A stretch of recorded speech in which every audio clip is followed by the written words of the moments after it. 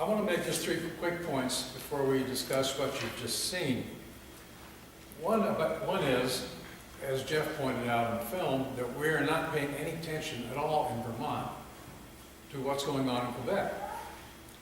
20 years ago, when the single-payer advocates were beating the drum for what has now become Green Mountain Care, there was a lot of talk about how wonderful it was just north of the border in Quebec. You could have a card that said you're entitled to Medicare, which is their term for universal health care. Go to the clinic, present your card, and be treated. No payments, no co-pays, no deductibles. It's a human right, not a privilege, as Governor Shumlin is apt of saying. In the 20 years since, the mention of Quebec has disappeared completely from the advocates' vocabulary. They don't want to look at Quebec because Quebec simply did not work out in accordance with their dreams. About a year and a half ago, I did an open records request with the Department of Financial Regulation, the Green Mountain Care Board, and the Office of Vermont Health Access. I asked for any documents that they had prepared or contracted for that specifically compared or analyzed the Canadian experience and related it to what we were planning to do in Vermont. After about a month of what I believe was conscientious effort, the council came back to me and said, we found 4 or 5 articles about Quebec Medicare in one employee's file folder. They've been clipped out of newspapers. These people are blind to what's going on just 60 miles north of here. And as someone who's been involved in policy development over the years, I found this absolutely irresponsible and shocking. But anytime you intend to develop a policy that will affect the lives and pocketbooks of 630,000 people, you have a responsibility to create a model, if you must, and then see where that model is working and see why it's not working and see if there's some way you can design around the problems that the other place faced to make your system work. With Jeff, I agree that you cannot possibly use a single-payer model like Quebec Medicare to make Green Mountain Care work in Vermont. By work, I mean provide timely access for Vermonters to quality health care at a price that our total tax base can afford. I do not believe it will happen. And if you ask me why, I will simply point north and say, go see for yourself, or if you don't want to make the trip, watch the movie again. Governor Shumlin came to St. Johnsbury a year ago, January, to speak to the Chamber of Commerce legislative breakfast. He mentioned Quebec in another context in his remarks. When it came to question time, I said, Governor, you mentioned Quebec. Can you tell us, is there any material difference between the Quebec Medicare single-payer system and the Green Mountain Care that Act 48 was calling into being with your strong support?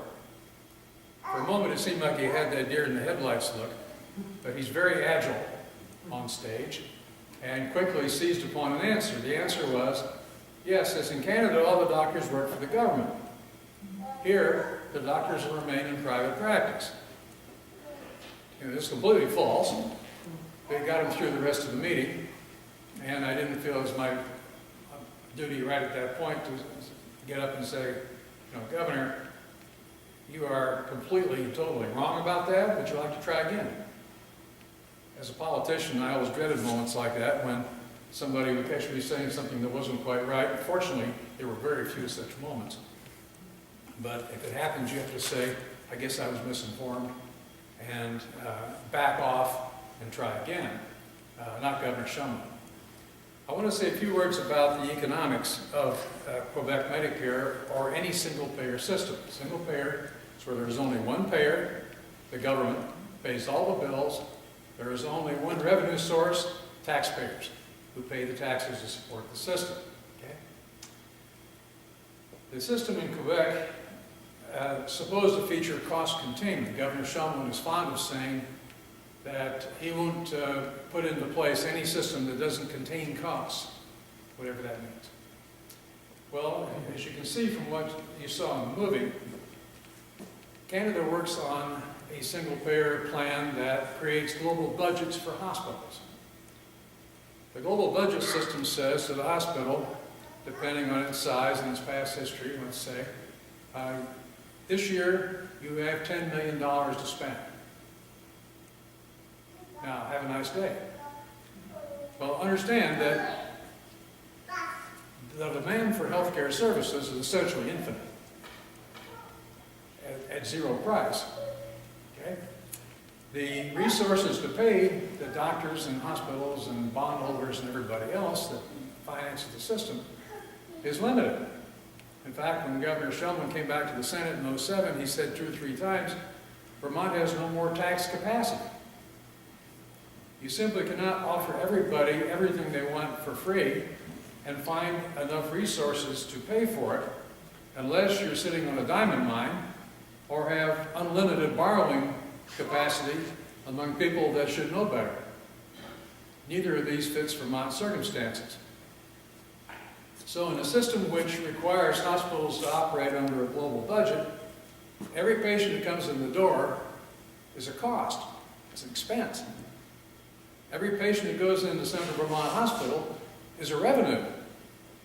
Money will come in following that patient, in almost every case. It may be Blue Cross, it may be Medicare, Medicaid, or any other program, but when a patient lands in the CV hospital, there will be a payment made. Now, sometimes not enough, but at least it is a money source.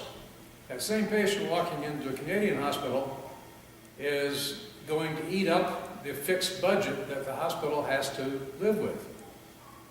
And therefore, the budgeteers at Canadian hospitals are very adept at finding ways to keep from spending the money too soon in the year and then run out.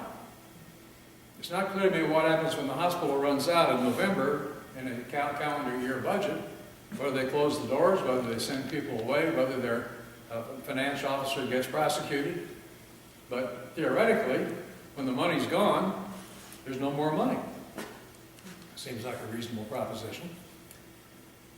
So the Canadian hospital incentive is to accept as many low-budget patients as they can find. Sore throats, earaches, inexpensive ailments. People who are really expensive, like some of the ones you saw in the movie, find some way to get them to another hospital, or at least get them out the door, and let somebody else deal with it and pay for it. And the ultimate consequence of this, of course, is that some of those patients will die. That's a relief. We don't have to pay for the funeral. Family pays for the funeral. The Canadian system is really perverse in that, as you saw in the movie, the government of Canada needs to reduce billings. Okay? A billing for a service means an expenditure. Doctors bill, hospitals bill, and anyone else who's a medical provider will bill. Okay, every bill that comes in the central government's disbursement office has got to be paid. Well, there's 2 things they can do about this. One, they don't pay all the bill, only part of it. That's called Medicaid in our country. The other thing they can do is to reduce the number of bills coming in. How do you do that? Well, bills come from providers, so what you need is less providers. Hence, the medical schools are under a quota system that can't produce too many MDs who can submit bills. There's only a tiny percentage of the MRI machines in Canada that there are in the States, because MRI machines and radiologists submit bills. The doctors in Canada are put on a quarterly quota.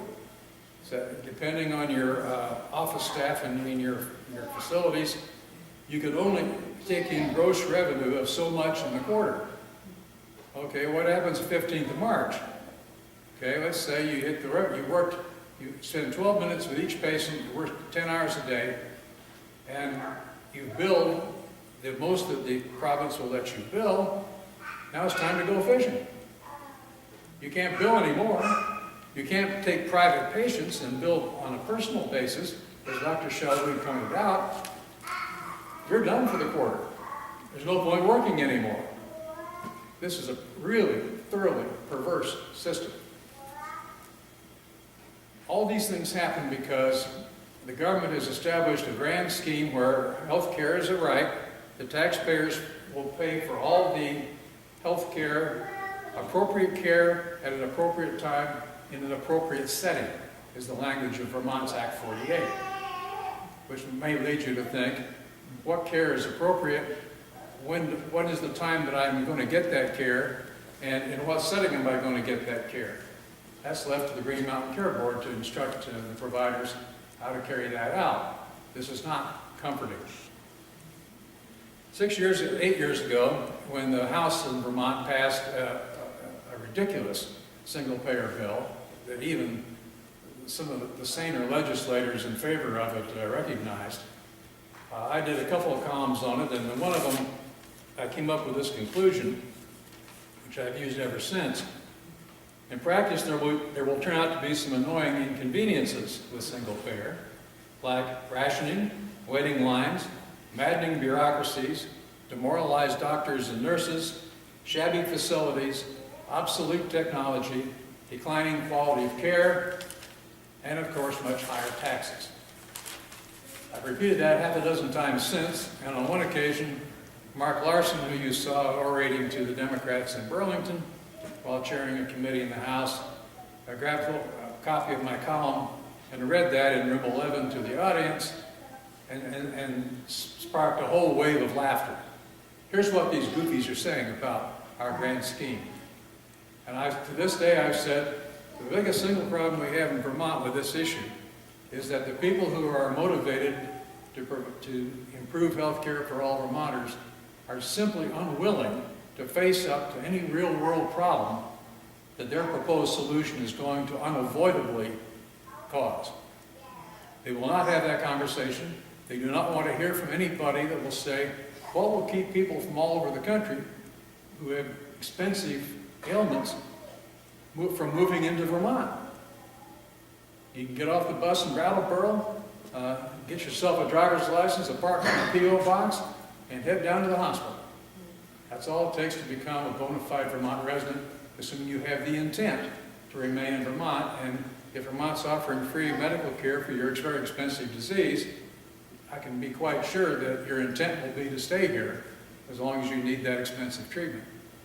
I ask that, this is what I call the Shrine of Lourdes effect, where people come make pilgrimages to the place where free health care solves their problems. What will keep that from happening in Vermont? No one has ever tried to deal with this question. Dr. Shao, in his big report in 2011, mentioned that there is possibly some incentive for people to come here, but we have no evidence that this would turn into any kind of a problem. Thank you. Move right on. And this is a frustrating thing for me as a health policy analyst, to be unable to actually have a conversation where people who are peddling this stuff come to grips with the unavoidable problems. There's nothing we can do about that except find some different people. And I fervently hope that will start happening about 6 months from now. Okay, with that, I'll be happy to entertain any questions or points of view that you may have. John, I also